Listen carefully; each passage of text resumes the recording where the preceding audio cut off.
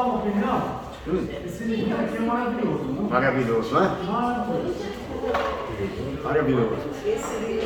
Então nós vamos começar hoje Profetas Menores. E é fácil de entender, né? Bem mais fácil que a escola dominical, né? Já foi, voltou. Lá no final voltou tudo que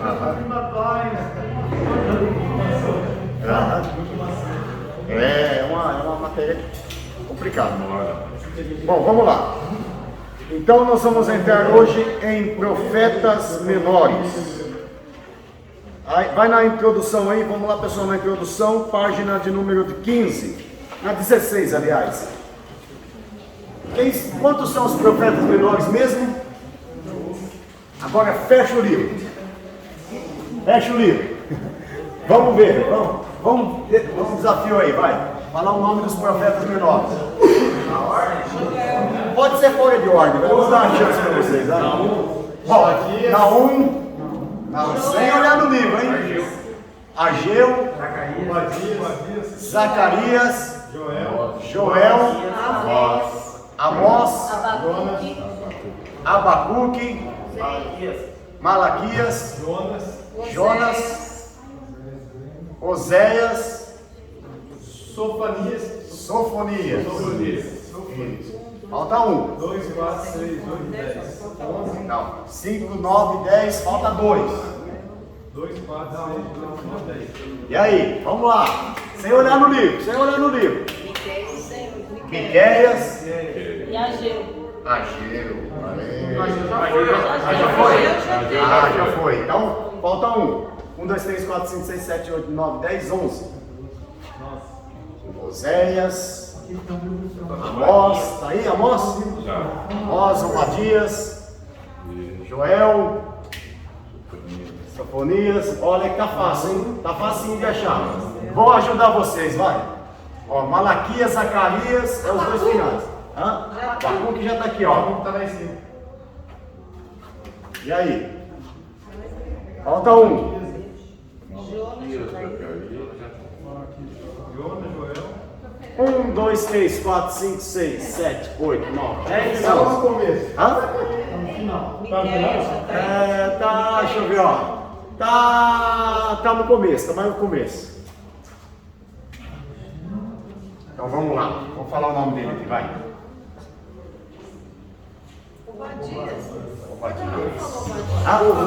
Obadias aí? Não tá, né? Não tá. Bom, esses são. Então, quantos são os profetas menores? 12. 12 são os profetas menores. Quantos são os profetas maiores?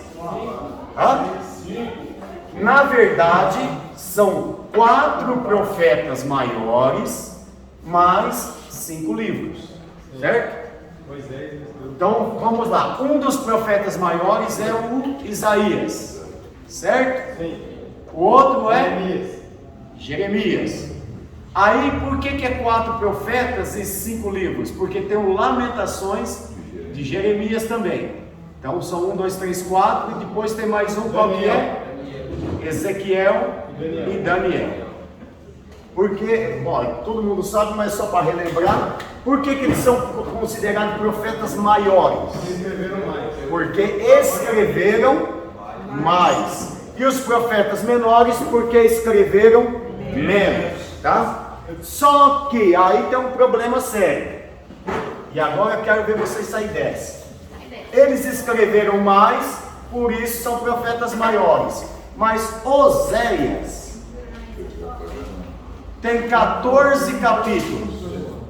E Daniel, que é profeta maior, Oséias é profeta menor. E Daniel é profeta maior. Mas Daniel só tem 12 capítulos. E agora? Revelação. Pode fazer. Porque Eliseu e Samuel não tem nada, mas eles não são considerados nada. Na verdade, é o seguinte: nesse caso aqui, são os profetas, aqueles que profetizaram acerca de, tá? Que profetizaram acerca de alguma, principalmente com relação ao futuro, ok? Eles também eram profetas, mas não tinham livros escritos. Oséias escreveu um livro, Daniel escreveu um livro, não tem o livro de Elias. Mas Samuel tem. Sim, o livro de Samuel é conhecido como um livro profético, porque na verdade isso aqui, histórico, perdão, é só uma divisão, tá? É só uma divisão. Então tem os livros poéticos. O que é o livros poéticos? O livro de Eclesiastes, Cantares, Salmos, tá? Os livros históricos. O livro de Samuel ele é mais histórico do que profético. Por isso que ele entra como livro histórico, tá? O livro de Samuel. Porque ali vai falar as guerras, o que aconteceu.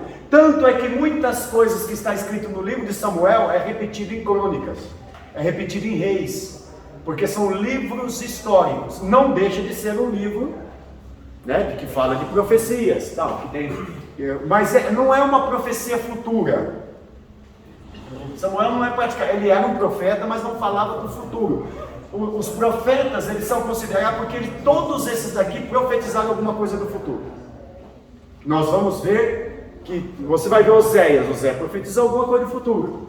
Amós profetizou, Abacuque, Zacarias, todos eles profetizaram alguma coisa acerca do futuro, tá? Eles eram profetas, mas não profetas que profetizaram coisas acerca do futuro. Por isso que eles entram mais como livros históricos do que dos profetas. Ok? Mas aí agora eu quero a resposta aqui. Por que Oséias tem 14 capítulos e é profeta menor, e Daniel, que tem 12, é profeta maior, baseado nesse fato de que aqueles que profetizaram mais e profetizaram menos?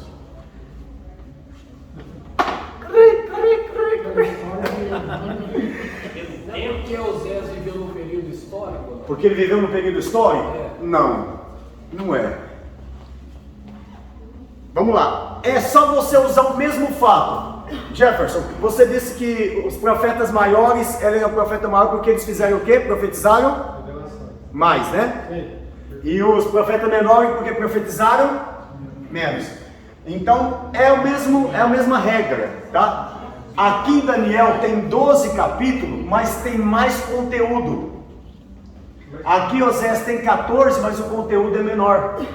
Na verdade, o livro de Oséias dá 1/3 do livro de Daniel, em termos de conteúdo. Os capítulos são mais capítulos, mas são capítulos com menos conteúdo. Deu para entender? Oséias é mais simplificado, né? É mais simplificado. Então o conteúdo de Daniel é 3 vezes maior do que o conteúdo de Oséias. Não porque ele tem mais capítulos, mas não tem mais conteúdo.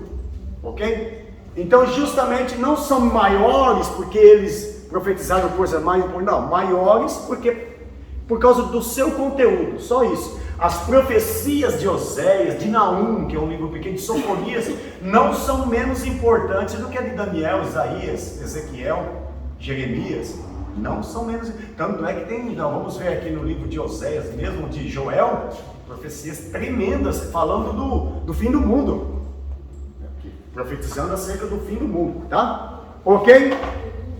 Deu para entender? Então vamos para frente. Bom, vamos aí na página 17.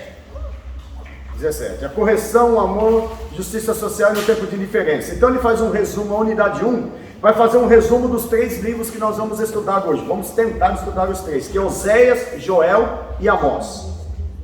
Os 3 com mensagens diferentes. No final aí da página 17, diz assim, ó. Em Oséias, a mensagem do que? Qual é a mensagem de Oséias? O amor de Deus. Qual é a mensagem de Joel? Do juízo divino. E a mensagem de Amós? A mensagem da justiça social. Porque o povo estava vivendo uma injustiça social, tá? Bom, a profecia, irmãos, toda profecia, ela não permite, aprenda isso, uma interpretação pessoal. Ela tem que ter uma interpretação bíblica, tá? Ela não pode ser uma interpretação da mente da pessoa, não, ela tem que ser uma interpretação bíblica. E por isso que nós temos que aplicar pelo menos 4 perguntas com relação, para entender alguns fatos acerca da profecia, que nos permite uma interpretação, para não passar por uma interpretação pessoal, mas bíblica. Primeira coisa, né, que nós temos que entender, quem profetizou? Toda vez que você vê um livro dos profetas, tá? Livro profético, primeiro pergunta, quem profetizou? No caso do livro de Amós, quem profetizou? Amós. Então, quem profetizou? Segundo, para quem ele profetizou? Foi para as nações gentílicas? Foi para Israel? E se foi para Israel, foi para o reino do norte ou reino do sul? Isso é muito importante, nós vamos ver isso hoje aqui, tá? A Bíblia vai falar muito. E profetizou para o reino do sul. Você vai entender isso daqui a pouco. Para o reino do norte. Tal, outra coisa. Então, primeiro, quem profetizou? Para quem profetizou? E para que ele profetizou? Qual a finalidade que ele profetizou? E a quarta pergunta é em que contexto ele profetizou. Por exemplo, no caso de Oséias, quem profetizou? Oséias. Para quem ele profetizou? Israel. Para quem ele profetizou? Para a restauração de Israel. Certo? E que contexto ele profetizou? Em um contexto que Israel vivia numa corrupção, num momento de muita corrupção. Ok? Bom, nós vamos entrar aí na página 29, no livro de Oséias. Mas antes de entrar no livro de Oséias, volta aí na página 19.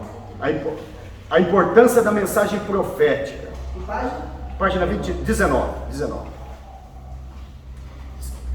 Quem pode ler em 1 Samuel 9:9?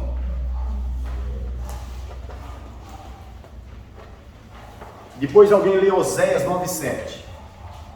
Já que nós vamos estudar o livro de Oséias. Antigamente em Israel, indo qualquer consultar Deus, dizia assim: vinde e vamos ao vidente, porque ao profeta de hoje antigamente se chama vidente. O profeta de hoje, que nós chamamos de profeta antigamente, está escrito aí, se chamava do quê? Vidente. Vidente. Então quando você vê vidente, não tem nada a ver com esses videntes de hoje não, tá? Mãe de Ná, Nostradamus, João Bidu. Não. Esse vidente, antigamente se fala, às vezes você vê no Antigo Testamento, o vidente, alguma coisa espírita. Não. Vidente era o nome antigamente dado para um profeta. Quando você via falar de um profeta, era chamado de vidente, tá? Bom, e o vidente tem dois termos hebraicos para ele. Um desses termos hebraicos é rosé, certo? E o outro termo hebraico é roé. Roé. Qual o significado de roé para profeta? Então, o termo aqui, ele significa o quê? Tem dois sentidos totalmente diferentes. O roé era a profecia física, certo? A profecia física. E o rosé era a profecia física. E o roé era a profecia que falava de dentro dele, chamado era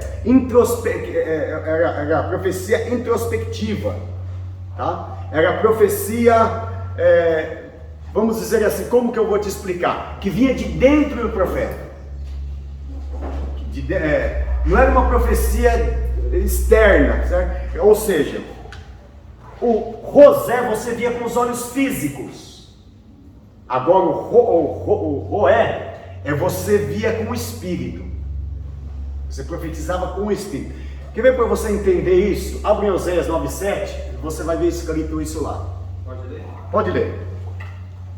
9:7, né? Isso. Os dias da visitação chegarão, os dias da retribuição chegarão. Israel o saberá, o profeta é um tolo, o homem espiritual é louco, por causa da multidão da tua iniquidade e o grande ódio. Tá, em outra tradução, ó, Oséias 9, versículo 7, quer ver? Chegaram os dias da visitação. Isso. Chegaram os dias da retribuição. Israel saberá, o profeta é um insensato, o homem de espírito é um louco, por causa da abundância da tua iniquidade. O homem de espírito também abundará o ódio. O homem de espírito, aí chama o profeta de homem de espírito. O que é o homem de espírito? Aquele que profetiza de forma introspectiva, de dentro, entendeu? Isso é o homem de espírito, que a Bíblia vai dizer assim, de homem de espírito, tá? O profeta, então, aquele que via com os olhos físicos, mas que ele via com o espírito também. Nós vamos entender isso um pouquinho mais para frente.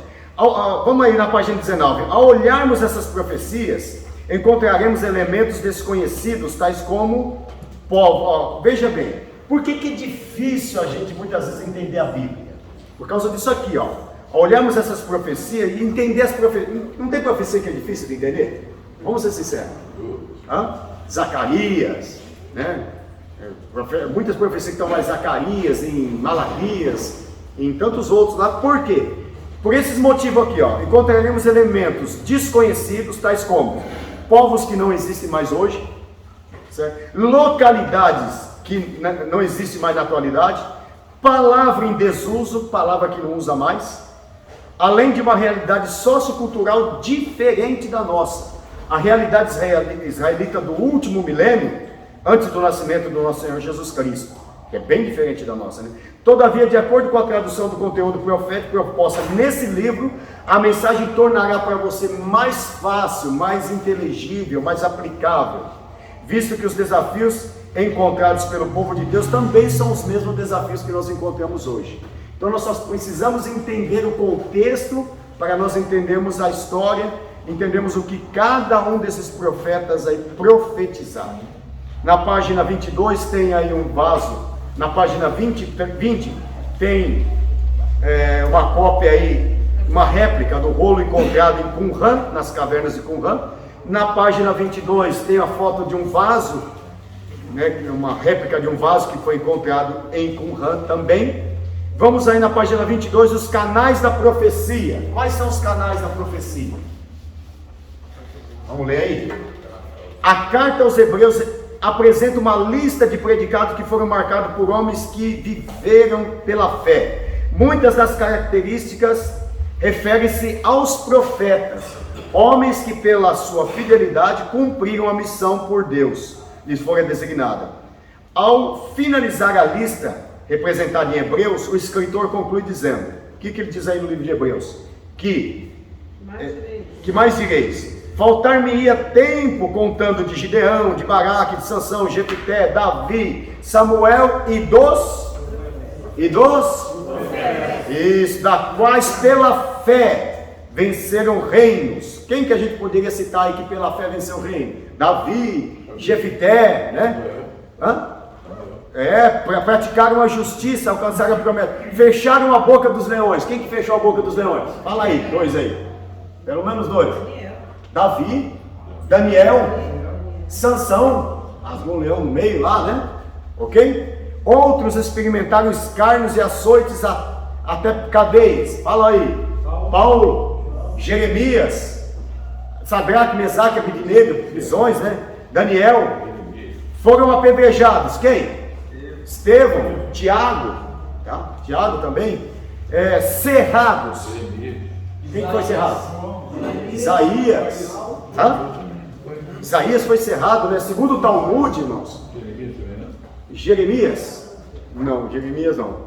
Segundo o Talmud de Jerusalém, Isaías foi morto como? Na época do rei Manassés, ele perseguiu Isaías. Manassés foi perseguindo Isaías e ele tentando esconder-se de Manassés, né? Segundo o Talmud, tá? E ele fez o que? Escondeu dentro de um toco. Esse toco era oco, ele escondeu, só que uma parte das vestes dele ficou para fora. E aí viram, encontraram ele, e ele não saía lá de dentro, e cerraram o toco no meio, e cerrou Isaías vivo, né? Dentro daquele toco. Naquele tempo era um cedro, né? Segundo o Talmud era um cedro, ele foi cerrado, e por isso que aqui, provavelmente se acredita que quando fala que foram cerrados, um deles está se referindo a Isaías, tá? Tentados, mortos ao fio da espada, como o caso de Paulo, de Tiago, andaram vestidos com pele de ovelhas e de cabra, quem? Elias, João Batista, certo? Homens das quais o mundo não eram digno, errantes pelos desertos, montes, pelas covas e cavernas, como o caso de Davi e tantos outros, né? Algo muito forte fazia com que esses homens se submetessem a tanto sofrimento e dores. Vários fatores contribuíram para a formação da estirpe forte e resistente. Entre os fatores podemos destacar a vida piedosa, compromisso com o povo e a vida com propósitos. Em outras palavras, foram homens que tiveram uma profunda experiência com Deus, como nos dias de hoje, né? O povo hoje tem uma profunda experiência com Deus, tem? O povo forte, esse povo do dia de hoje, né? Senta um camarada com uma metralhadora aqui e fala assim, ou nega Jesus ou... Eu acho que essa... Eu acredito que todos podiam dizer, pode me matar, mas eu não... É assim? Sei não. Tem bastante bola, tá cheio. Fernando, esses 3 livros não tem muito a ver com os dias de hoje? Muito a ver, muito, tanto é que nós vamos, daqui a pouco nós vamos fazer até umas comparações, muito. Ele fala da constituição da regulativa, a questão que tem hoje no mundo. Muito, a desigualdade social, nós vamos ver daqui a pouquinho também, tá? Então, irmãos, possuía uma capacidade aguçada de indignação e nutria uma intensa vontade de mudanças, né? Era um povo realmente que tinha uma fé viva, uma fé eficaz, né? Aqui um pouquinho mais para baixo diz, na maioria das vezes levavam a vida na normalidade, até o momento da sua chamada. Caso do profeta Amós, lembra? Era boieiro, né? Exemplifica bem essa situação, observe suas próprias palavras. Respondeu Amós a Amazias, eu não era profeta, nem filho de profeta, mas um boieiro. Boieiro aí é a mesma coisa que cuidador de bois, né? Não é boiadeiro, tá? Porque boiadeiro só cuida de bois. Ele era um boieiro, porque não seria como um vaqueiro hoje. Boieiro, ele cuidava tanto de bois como de ovelhas, tá? Tanto de bois como de ovelhas. E de gado miúdo também, vamos dizer assim, ok? Respondeu Amós a Amazias, né? Eu não sou profeta, nem filho de profeta, mas boieiro, cultivador de sicômoro. O que era o sicômoro? Era um figo, né? Um tipo de figo. Ele cuidava de figo, era árvores, figo, cultivava figos. Mas o Senhor me disse, vai e profetiza ao meu povo Israel. Bom, para baixo um pouquinho aí, ó. Diz assim, observe os sentimentos que marcaram, por exemplo, a experiência de Abacuque. Abacuque chega a dizer, até quando, Senhor, eu clamarei e tu não me escutarás? Gritarei violência e não salvarás. Por que razão me fazes ver a vexação? Vexação quer dizer os maus tratos, as tormentas, as moléstias, né? Essa vexação. Por que a destruição e a violência estão diante de mim? Não há também quem suscite a contenda e o litígio. Há também quem suscite a contenda e o litígio. Por esta causa, a lei afrouxa e a sentença nunca sai, porque o ímpio cerca o justo e sai o juízo pervertido. Ele estava indignado com a situação, ele não se conformava com aquela situação. Vai na página 25, aí tem a tabela comparativa dos profetas menores no caso, né? É muito importante essa tabela aqui, você tem um panorama de todos os profetas e um resumo do profeta, o desafio que ele enfrentou, a missão que ele teve e a data que esse profeta viveu, que esse profeta profetizou no caso. E na página 27 nós temos uma representativa dos impérios do período dos proféticos. O período assírio, babilônico e medo-persa. Irmãos, para entender a história dos profetas, eu preciso voltar um pouquinho na história, antes de nós entrarmos nesses profetas aqui, Oséias, Joel e Amós. A gente vai precisar entender um pouquinho a geografia da época. Nós estudamos em aula de geografia, né, pastor Valdeci? Foi estudado aqui, mas é importante a gente relembrar um pouco, porque a hora que nós fizemos esse quadro, e você olhar o que está escrito, você vai entender melhor, tá? Bom, vamos lá. Ó, aqui tinha o mar Mediterrâneo,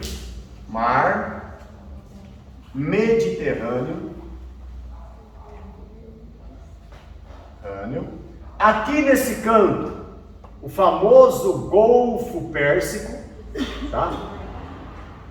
Pérsico. O Golfo Pérsico. E aqui, ó, saíram dois rios enormes: Tigre e Eufrates. Guarde o nome desses rios porque eles são muito importantes. E um outro rio que vinha para o lado de cá, que era o Pison. E outro rio que ele vinha desaguar aqui, ó, Gion. O rio Gion, aqui é o Egito. Nessa região é o Egito. Tem um rio aqui que ele vai desaguar no mar Mediterrâneo. Sabe o nome dele? Muito conhecido. Isso, Rio Nilo. E aqui ele forma o tipo de um triângulo e divide em três. É chamado de delta. Delta é por causa do triângulo, né? Delta do Nilo. E o Gion ia praticamente desaguar no Nilo. Onde fica Israel nesse mapa aqui no caso? Israel fica bem aqui, ó, tá? Ah, vamos pegar aqui, ó, Monte Hermon. E do Monte Hermon saiu um riozinho aqui, um lago pequenininho. Depois aqui o Mar da Galileia e descia, e aqui embaixo o Mar Morto. Mar da Galileia, certo? Isso é importante para você entender que nós vamos falar aqui depois. Galileia e o Mar Morto. Bom, nesse local aqui, Israel saiu, vocês lembram? Israel saiu do Egito, aqui do Egito, e foi caminhando aqui, até chegar nessa região, e depois conquistar toda essa região aqui, ó. Toda essa região. Isso aqui é o antigo Israel, que era dividido em quantas tribos? 12 tribos, ok? 12 tribos. Só que na morte de Salomão, Salomão morreu. E quando Salomão morre, Jeroboão assume o lugar dele. Só que Salomão no final da sua vida ele já estava pondo muito impostos pesados. E aí Jeroboão, em vez de aplacar, amenizar esses impostos, ele pôs mais impostos ainda. Hã? É Roboão, pastor. Isso. Não, no caso é Jeroboão, né? É o filho de... que dividiu o reino do sul, depois foi Roboão. Isso. Mas aqui, ó, quem cuidava era Jeroboão. Dividiu o reino em dois, né? E Jeroboão, tá? Ele cuidava do reino, ficou dividido em reino do norte e reino do sul, ok? O reino do sul é o caso aí que é o Roboão. Bom, o que aconteceu? Como ele não quis, Roboão, como ele não quis diminuir os impostos, o reino de Israel se dividiu em dois, tá? Reino do norte, ó, reino do norte e reino do sul. No reino do norte tinham 10 tribos. Se eram 12, quantas ficou aqui embaixo? Duas. Ok? Dá para entender até aí? Tá complicado? Não, né?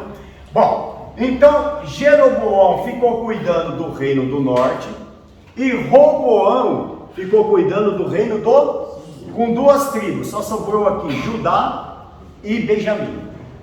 Só essas duas tribos. Ok? Bom, e nas outras 10 o reino do norte. Se dividiu em dois. Israel naquela época. Reino do norte e reino do sul. Deu para entender? Bom. Então vamos lá. Onde ficou sendo a capital do reino do norte? Uma cidade chamada Samaria. E o reino do sul, qual é a sua capital? Jerusalém. Jerusalém. Tá? Isso é importante a gente entender, irmãos. É importante a gente entender. E hoje, agora, na época de Jesus, essa geografia mudou totalmente de novo. Tá? Abraão vivia onde? Vivia aqui, ó. Era chamado, esse local aqui, era chamado de Mesopotâmia. Mesopotâmia.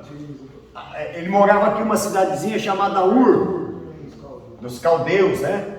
E aqui por essa região vivia o povo assírio também. Assírio. Ó, cuidado para não confundir assírio com sírio. Síria é aqui, ó. tá? Aqui é a Síria. Agora, assírio é outro povo, é um povo caldeu, tá? Da região da Mesopotâmia, ok? Tá, então é importante você não confundir sírio com assírio. Naamã, era sírio ou assírio? Sírio, tá? No caso de Senaqueribe, era sírio ou assírio? Era assírio, ok? Ele era dessa região aqui. E o Naamã era da Síria. Entendeu? Sim. Amém? Quem está dormindo aí, diga amém. Então tá bom. Vamos lá. Então, agora por que é importante entender isso aqui? Por quê? Aí você vai ver para quem esse profeta profetizou. Se ele profetizava para o reino do norte ou se ele profetizou para o reino do sul. O caso de Oséias. Norte. E Amós? Norte. E Joel? Sul. Você entendeu? Isaías foi profeta de que reino? Reino do sul. Então há uma diferença. E essa geografia aqui, na época de Jesus, mudou de novo.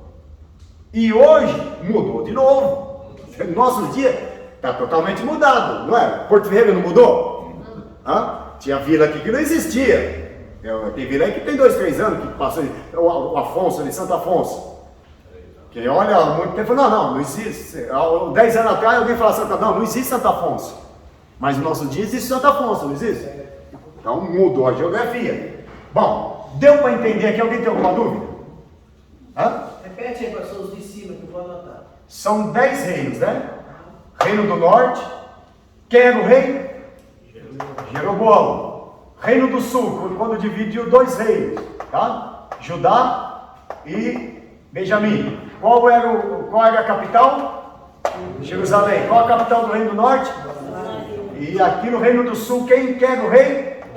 Roboão. Tá? E isso quando dividiu os reinos, foi mudando o nome dos reis. Ok? Davi é de que reino? Do sul, né? Do sul. Por quê? Por que ficou chamado de judeus, irmãos? Quantos reinos ficou aqui? Judá e Benjamim. Qual é o reino mais expressivo? Judá. É o reino de Judá mais expressivo. Daí veio o nome Judeus. Surgiu os judeus, tá? Ele é o leão da tribo de Judá. Por que leão da tribo de Judá? Porque na bandeira de Judá tinha um leão. Tinha um leão nela. Por isso que ele é chamado de leão da tribo de Judá. Ok? Então, Davi era do reino do sul. Deu para entender, né? Então vamos continuar. Agora a gente pode seguir em frente.